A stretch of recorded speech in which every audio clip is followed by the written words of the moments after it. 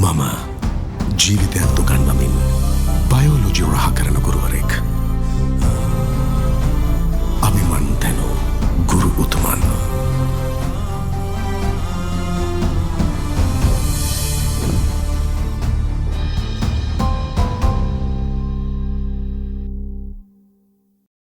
ඕගොල්ලෝ කොයි වෙලාවකවත් හිතන්නේ නැහැනේ දැන් අපි මේ පන්තිය කර කර ඉන්නකොට ප්ලේන් එකක් කඩාගෙන වැටෙයි හිතන්නේ නැහැනේ. ප්ලේන් එකේ අය විතරද මැරුණේ? හොස්ටල් එකේ අයත් මැරුණානේ. ඒ ප්ලේන් එකේ එක එක්කෙනා ගත්ත ඡායාරූප සෝෂල් මීඩියා වලට දාලා තිබුණානේ. ඒ ගත්ත ඡායාරූප වල හරිද? ඊ타ත්ම සංවේදී ඡායාරූපේ මොකක්ද? කිසි කෙනෙක් හිතන්නේ නැහැනේ ඔය ප්ලේන් එකේට නගිද්දි මේ ලාස්ට් මොමන්ට් එක කියලා. තප්පර 38කින් ඔක්කොම ඉවරයි. මාරයිනේ එහෙම බලපුවා. දැන් ඔබට කොච්චර ජීවිතේ බලාපොරොත්තු තියෙන තප්පර ගානකින් සම්පූර්ණයෙන්ම මොනවා වෙන්න පුළුවන්ද?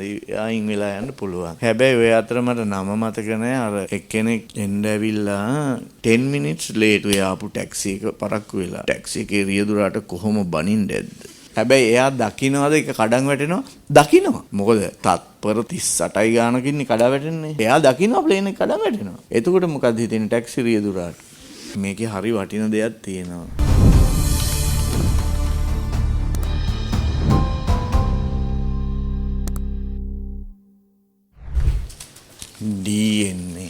DNA කියන්නේ ඩිऑක්සිරයිබෝනියුක්ලික් ඇසිඩ් වල D කියන අකුරයි හරිද? N කොහෙන්ද ගත්තේ? ඩිऑක්සිරයිබෝ නියුක්ලික් ඇසිඩ්. ඔන්න ඔය අකුරු තුන පාවිච්චි කරලා තමයි කෙටි කරලා තියෙන්නේ. මොකටද? DNA වලට. මේ DNA ගැන ඔන්න මේ දැන් ඉන්දියාවේ සෑහෙන කතා වෙනවා මේ දවස්වල DNA ගැන. ඒ මොකද?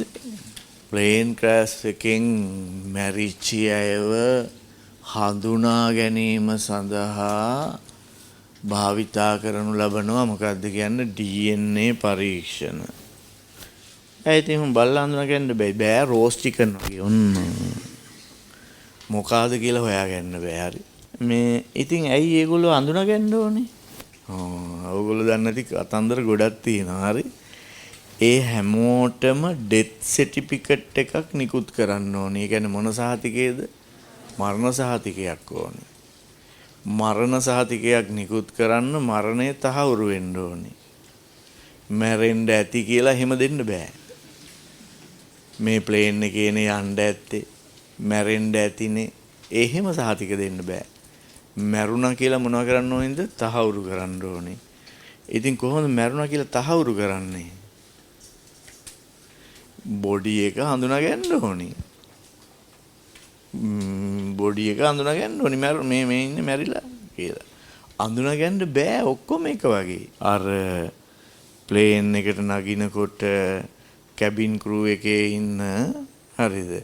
අර ලස්සන ගෑන් ළමයි ටික ඔක්කොම රෝස් චිකන් වගේ හරි. කවුරුත් හිතන්නේ නැහැ නේද මේ අන්තිමටම යන ගමන කියලා.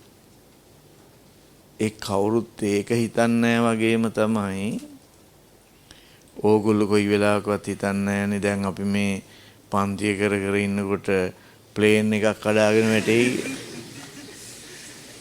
හිතන්නේ නැහනේ. ඒ වුණාට වැටෙන්න පුළුවන්. ඊළඟ මොහොතේ එහෙම වෙන්න පුළුවන්. ඒ කොහොමද එහෙම කියන්නේ? ඇයි දෙයනේ අර මෙඩිකල් ෆැකල්ටි එකක හොස්ටල් එකකටනේ කඩන් වැටුනේ. උන් කෑම කකානේ ඉඳලා තියෙන්නේ. ඉතින් කෑම කකා ඉන්න වෙලාවට ප්ලේන් එක කඩන් වැටේ කියලා කවුද හිතන්නේ? ප්ලේන් එකේ ගිය උන් විතරක් නෙමෙයි මැරිලා තියෙන්නේ. වෛද්‍ය ශිෂ්‍යයොත් මැරිලා. සමහර විට අපිට ඉන්ටර්වල් එකට කලින් හරි දැන් ඕගොල්ලෝ හිනා වෙන්නේ ඇයි දන්නවද? ඕගොල්ලෝ හිනා වෙන්නේ අපිට එහෙම වෙන්නේ නැහැ කියලා හිතලා.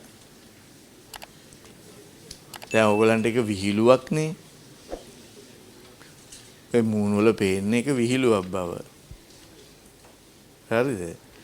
ඒ විහිළුවක් වගේ තේරෙන්නේ ඔබගේ පූර්ව නිගමනයක් තියෙනවා දැන් අපිට එහෙම වෙන්නේ නැහැ කියලා. ඉතින් ඒ විදිහටම තමයි අර මෙඩිකල් ෆැකල්ටි ළමයිනුත් හිතුවේ. උනුත් ඔය වගේ hina වෙවි හිටියේ හරිද? තඩංගල කඩන් වැටුණා. හරි. දැන් ඒ ප්ලේන් එකේ ගමන ආරම්භ කරන්න කලින් එක එක්කෙනා ගත්ත ඡායාරූප සෝෂල් මීඩියා වලට දාලා තිබුණානේ. ඒවයේ කාගේවත් මූණක පේනවද එහෙම මේ අන්තිම ගමන යන්නේ කියලා එහෙම පෙනුමක් නෑ. හරිම සන්තෝෂෙන් යන්නේ. ඒ කියන්නේ ඒගොල්ලෝ දන්නවද මේ අවසානම අවස්ථාව මේ අවසාන මොහොත කියලා? නෑ. ඒ හින්දා අපි කාටවත් ඒක තීරණය කරන්න බෑ මේ අන්තිම මොහොතද මේ කියන එක. හරිද? හරි. ඒ නිසා ජීවිතේ පවතින ඊ타ත්ම මොන ස්වභාවයක්ද කියන්නේ අවිනිශ්චිතයි. දැන් අපිට තියෙනවා බලාපොරොත්තු, ප්‍රාර්ථනා, සීන වගේ ගොඩක් જાති තියෙනවා. ඒ ඔක්කොම තියෙනවා, තියෙන්න ඕනි, ඔක්කොම හරි. හැබැයි ඒක ක්ෂණයකින් ඔක්කොම වුණා වෙන්න පුළුවන්ද? වෙනස් වෙන්න පුළුවන්. නේ. ඒකේ තියෙන ඒ ගත්ත ඡායාරූප වල හරිද? ඊ타ත්ම සංවේදී ඡායාරූපේ මොකක්ද? ඔව් අර ඩොක්ටර්ගේ ෆැමිලි එක.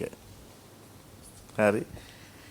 ඉන්දියන් ඩොක්ටර් කෙනෙක් එංගලන්තේ ගිහිල්ලා අවුරුදු 6ක් තනියම ඉඳලා තනියම මාර කට්ටක් කාලා පුරවැසි භාවයේ හදාගෙන ඊට පස්සේ ඩිපෙන්ඩින් වීසා හදාගෙන හරිද එයාගේ වයිෆ් එයා ඩොක්ටර් කෙනෙක් ඉන්දියන් එයාගේ ළමයි 3 දෙනයි වයිෆුයි ගෙන්නගෙන අවුරුදු 6ක් තිස්සේ මාරම කට්ටක් කාලා ඒක හදාගෙන හරිද ඊට පස්සේ ඉන්දියාවට ඇවිල්ලා අපි මේ දැන් තාත්තා වෙනම ළමයිනුයි අම්මලයි වෙනම එහෙම ඉන්න බෑ කියලා හරිද එංගලන්තේ පදිංචියට යන්න ඔක්කොම දේවල් හදාගෙන ඉන්දියාවේ තිබිච්ච එයාගේ දේපොළ ඉඩකඩම් විකුණලා හරිද එංගලන්තේ පදිංචියට ගියා. දැන් පදිංචි වෙලා ඇති. මාරයිනේ බලපුවා. කිසි කෙනෙක් හිතන්නේ නැහනේ ඔය ප්ලේන් එකේට නගිද්දි කවුරුවක්වත් හිතන්නේ නැහනේ මොකක් කියලාද මේ ලාස්ට් මොමන්ට් එක කියලා. හරි. ඔයගොල්ලෝ දැක්කද දන්නේ අර සාමාන්‍යයෙන් කැබින් ක්‍රූ එක කියන්නේ ඇත්තට කාර්ය මණ්ඩලය ඒක ඇතුළට යනකොට හැම සැරේකම එහෙම කැබින් ක්‍රූ එකේ ඉන්න ප්‍රධාන එක්කෙනා වීඩියෝ එකක් ගන්නවා. ඒක ඒගොල්ලන්ගේ සම්ප්‍රදායක් හරි. කැබින් ක්‍රූ එක ප්ලේන් එක ඇතුළට නගිද්දී කැබින් ක්‍රූ එකේ ලීඩර් ඒගොල්ලෝ නගින එකේ වීඩියෝ එකක් ගන්නවා. ඒක හැමදාම සාමාන්‍ය කරන දෙයක්. ඒක යූසුවලි හැමදාම කරන එකක්. ඒ කැබින් ක්‍රූ එකේ වීඩියෝ එක ගන්නකොට හරිද මේ ඒගොල්ලන්ගේ මූණු ඒව බලපුවම කිසිම ප්‍රශ්නයක් නැහැ. හරි. හැබැයි ඔය මීඩියා වල ගියේ නැති ෆොටෝස් වගේකුත් මට හම්බුණා. ඒ බලපුවාම මේ කියන්නේ ඒගොල්ලෝ පිච්චිලා ගිහිලා තියෙන හැටි මුකුත් ඇඳුන්නේ නැතුව. හරි. අර එහෙම ලස්සනට හිටපු අය. හරි. නිකන් රෝස්ටි කරනවා කියලා. හරි. එක තප්පර 38යි ඔක්කොම වෙනස් වෙන්න ගිහින් තියෙනවා. තප්පර 38කින් ඔක්කොම ඉවරයි. මාරයිනේ එහෙම බලපුවා. ඇත්තටම ජීවිතය කියන එක හරි පුදුම දෙයක් නේ. ඒක තමයි. සම්පූර්ණයෙන්ම වෙනස් වෙනවා සියල්ලම නේ. එතකොට දැන් ඔබට කොච්චර ජීවිතේ බලාපොරොත්තු තියෙනවද මට කොච්චර තියෙනවද එහෙම. හැබැයි ඒවා තප්පර ගානකින් සම්පූර්ණයෙන්ම මොනවා වෙන්න පුළුවන්ද? ආයින් වෙලා යන්න පුළුවන්. ඒ හින්දා මේකේ හරි වටින දෙයක් තියෙනවා.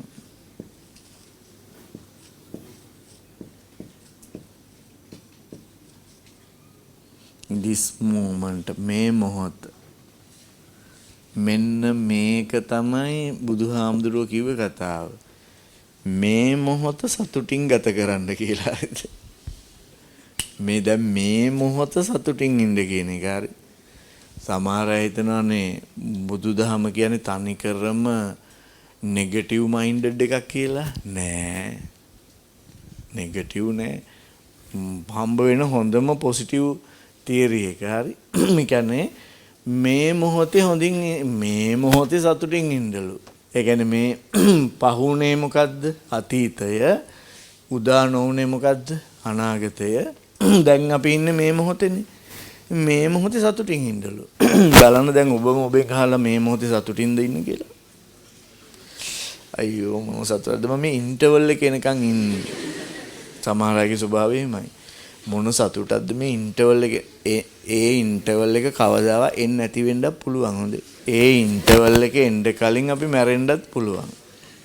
ඔබ කියපුවාම ඕගලන්ගේ හිතෙන්නේම නෑ පිස්සුද එහෙම වෙන්නේ නෑ.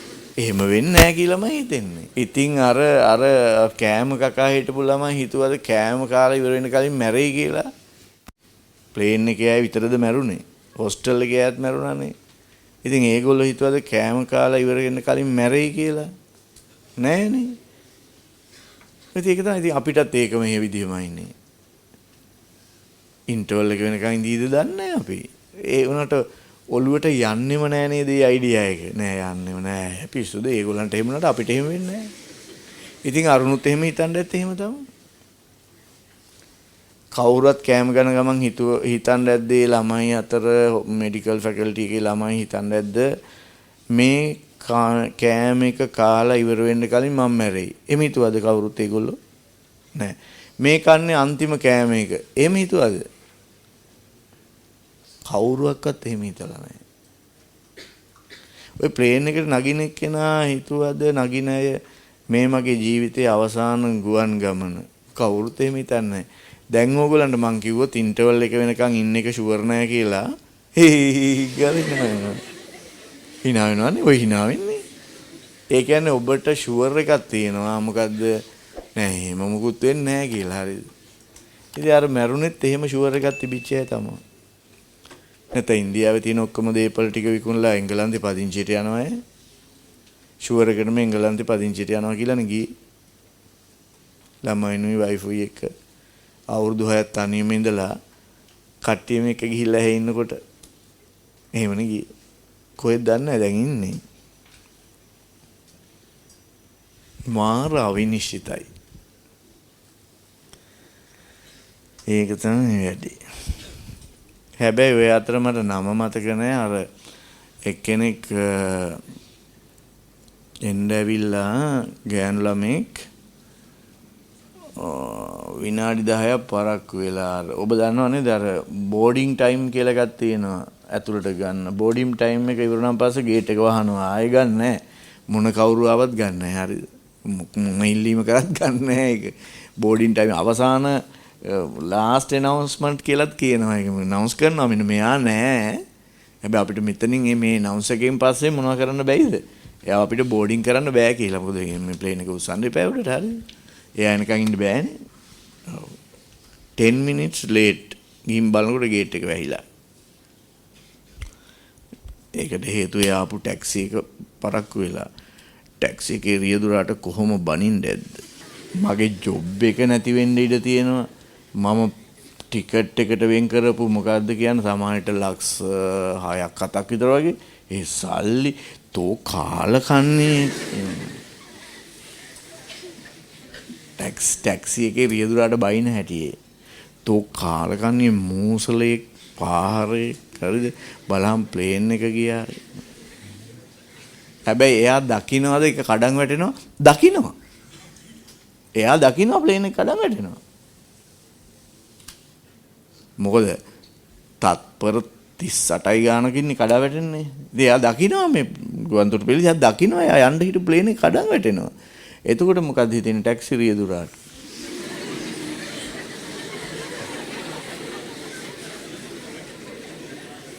දුවගෙන ගිහිලා අනේ අයියේ බුදු බව අත් වෙනවා.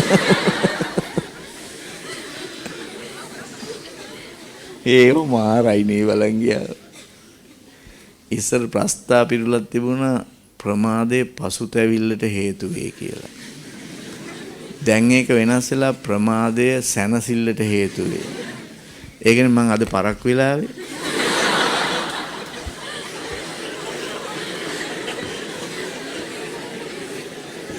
පෑප්පරක් වෙලා යාර කොච්චර බනින්න ඇද්ද ඕගොල්ලෝ.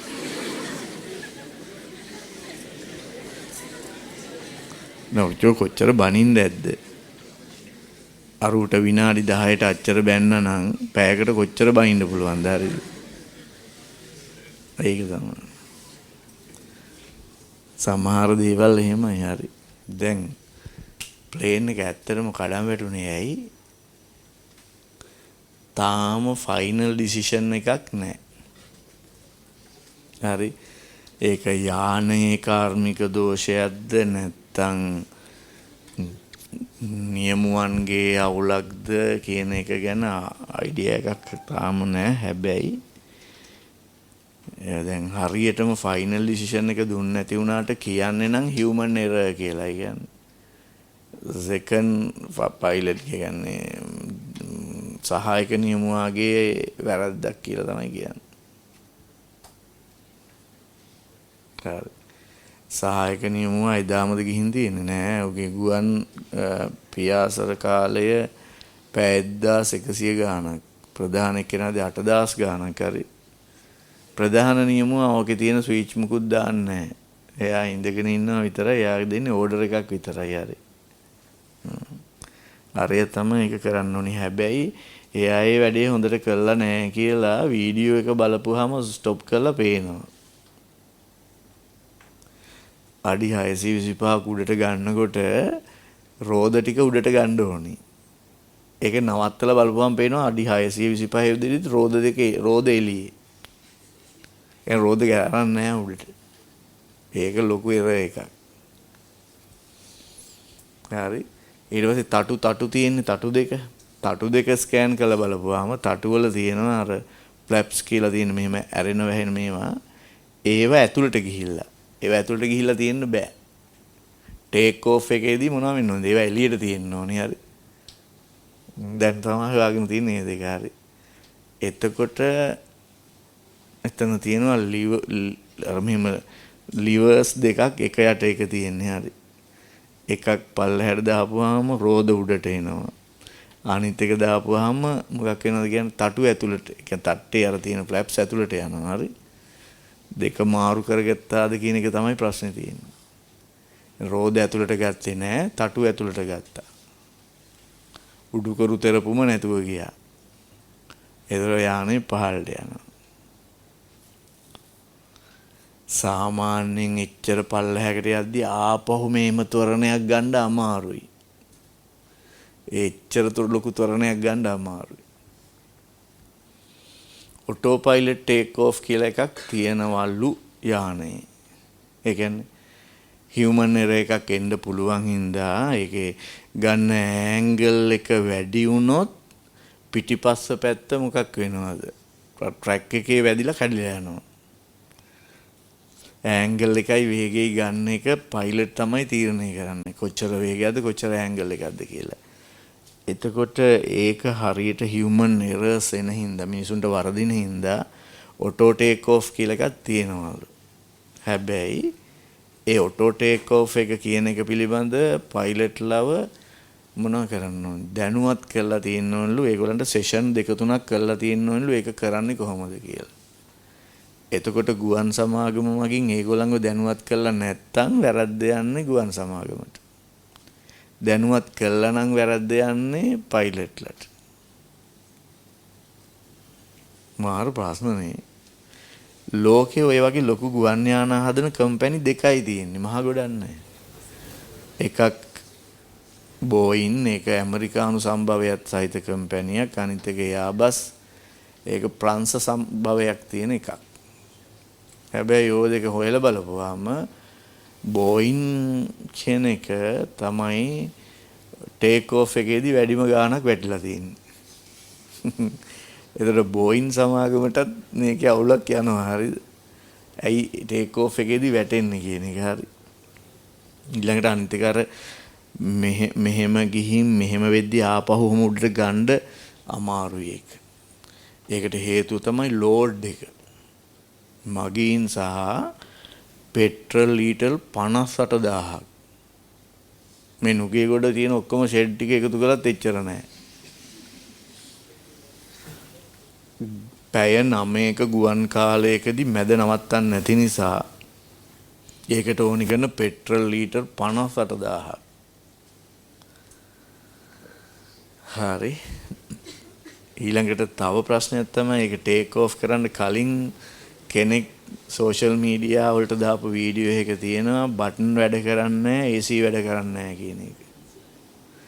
නවත්තලා තියෙද්දි ගුවන් යානයක AC එක වැඩ කරන්නේ නැහැ සහ ටච් සිස්ටම් එකක්වත් වැඩ කරන්නේ නැහැ කියන්නේ බැටරි වල අවුලක් තියෙනවා.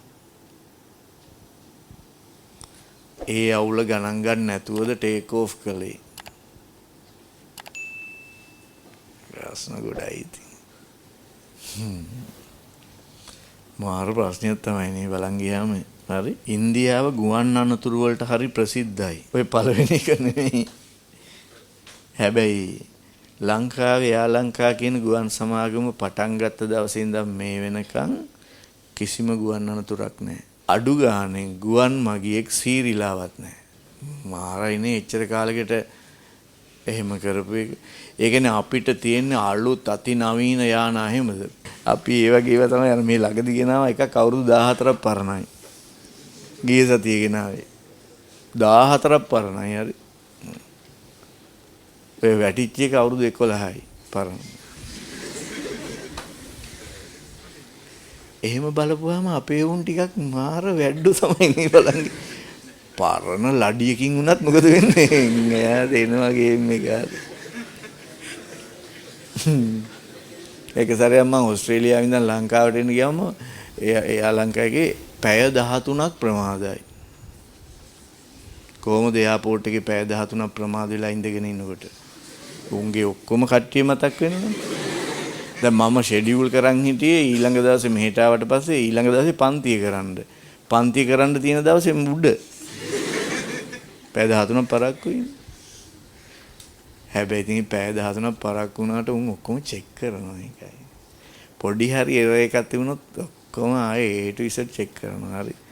ඒ අනුව ගත්තාම ඉතින් අපේ උන්ගේ ටිකක් තියෙනවා එහෙම ගතියක්. උන් වගකීම ගොඩක් දරනවා. මේ ඉන්දියන්ගේ එහෙම වගකීමක් නැහැ. උන්ට ගානක් නැහැ ඒක. හරි. එහෙම ප්‍රශ්නයක් තියෙනවා. ඒක එච්චර අනුතුරු වෙන්නේ හරි. ගුවන් සමාගම පටන් ගත්ත දවසේ ඉඳන් මේ වෙනකම් මගිය කීරිලාවත් නැහැ කියපුවාම මේක මාර රෙකෝඩ් එකක් නේ. මාරම රෙකෝඩ් එකක් ඒක. කිසිම අනතුරක් නැහැ. හරි. මේක තමයි. සමහර තැන්වල ඊටාම අයහපත් කාලගුණය මත ලෑන්ඩ් කරපු ඒවා හැම තියෙනවා. ඒවා අය දස්සමෙටම කරලා තියෙනවා. එහෙම බලපුවම උන් හැබැයි මේ ඉන්න අපේ පයිලට්ලා හැම මේ කොළඹ ඉස්කෝලවල එහෙම ගිය උන් නෙමෙයි හොඳේ. මැදිරිගිරි එකෙක් ඉන්නවා. මැදිරිගිරිය මහාවිද්‍යාලේ. ඔව්. අර අමාරුවෙන් ලෑන්ඩ් කරපු එක ඔක්කොම බේරගෙන මැදිරිගිරිය මහාවිද්‍යාලේ හරි. මුන් ඉන්නවා හරි. ඒ අතින් බලපුවම අපි ටිකක් හොඳයි. හරි.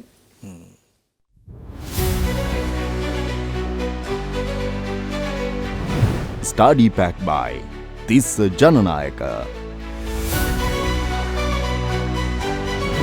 විෂය නිර්දේශය සියලුම ඒකක ආවරණය වන සිද්ධාන්ත නිබන්ධන කට්ටලය සමග ස්ව අධ්‍යයන ප්‍රශ්න උත්තර නිබන්ධනය සහ අදාළ වීඩියෝ ලෙසන්ස්.